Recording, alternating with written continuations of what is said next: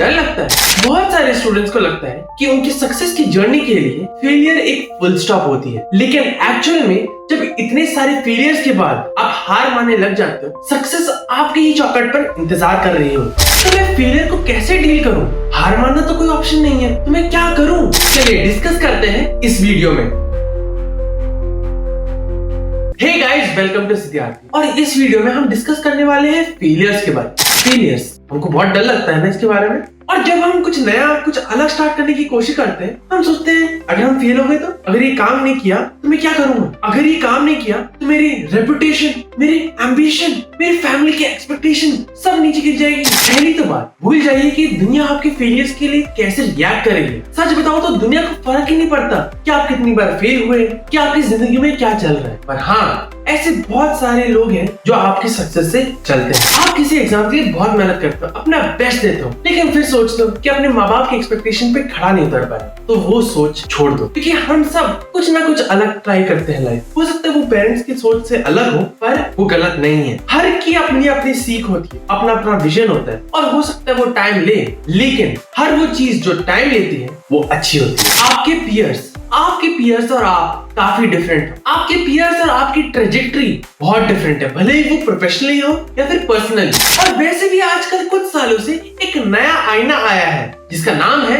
Social media, जिसे आपको लगता है कि आपके पियर्स बहुत खुश हैं, दुनिया घूम रहे हैं, और आपको लगता है कि आप ही एक लूजर हो। आप उनकी फ्लैशी फोटोज, वीडियोस देखते हैं और आप सोचते हैं कितने खुश हैं वो लोग, लेकिन गलत। हमको किसी के बारे में कुछ नहीं पता, क्योंकि सोशल मीडिया बता ही नहीं सकता इतना। अपने पियर्स को अपने आप से कंपेयर करने की कोई जरूरत नहीं है, क्योंकि जब आप करते हो तो आप उनके नजरिए से अपनी जिंदगी को देखने लग जाते हो, लेकिन असलियत में आप उनसे ज्यादा सीख रहे हैं। आप बार बार फेल होते हैं, लेकिन अपनी गलतियों से सीखते हैं। आपको मैं एक एग्जाम्पल देता हूँ।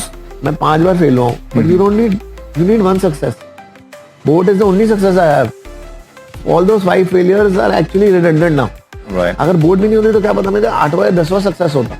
ये सिर्फ एक ही एग्जांपल है जो बार बार फेल होता गया, लेकिन वो रुका नहीं।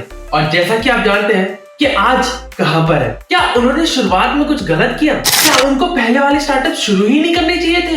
बिल्कुल भी नहीं, क्योंकि जो पहले वाले स्टार्टअप थे उनको ये पता चला कि उन्होंने गलती कहाँ की और इम्प्रूव करते गए। और जब भी हम एक नया सफर शुरू करते हैं तो गलतियां तो होंगी, और वो कोई बात नहीं है। Future uncertainty and overthinking. आप सोचते हो कि मैं एक बार फेल हो चुका हूँ, और अगर अभी मैं फेल हुआ तो मेरी आर्थिक स्थिति का क्या होगा?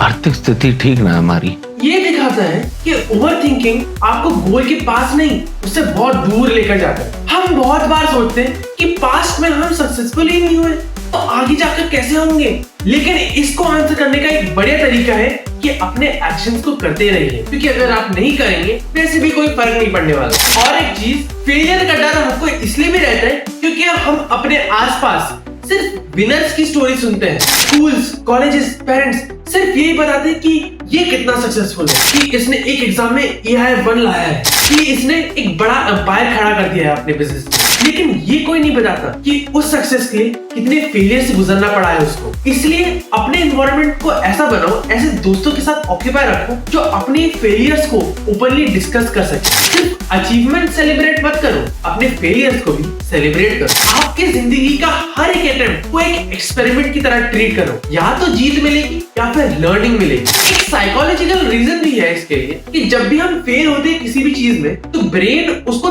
थ्रेट की तरह समझने लगता है। जब फेल होने का रिस्क होता है तो ब्रेन वही स्ट्रेस हार्मोन्स को रिलीज करता है जब हम डेंजर में होते हैं। इसीलिए डर लगता है, फ्रीज फील होता है और प्रोक्रास्टिनेशन होती है। इसका सॉल्यूशन, छोटे छोटे गोल्स लो, माइक्रो अटेम्प्ट्स करो। जब ब्रेन छोटे छोटे फेलियर्स को हैंडल करना सीख जाता है तो बड़े गोल्स बहुत इजी लगते हैं। फिर ब्रेन वो बड़े गोल्स के फियर्स को नेचुरली कम कर देता है। और एक छोटी सी हैबिट, अपने प्रोग्रेस को जरूर मेजर करो, बट रिजल्ट से नहीं, एफर्ट से।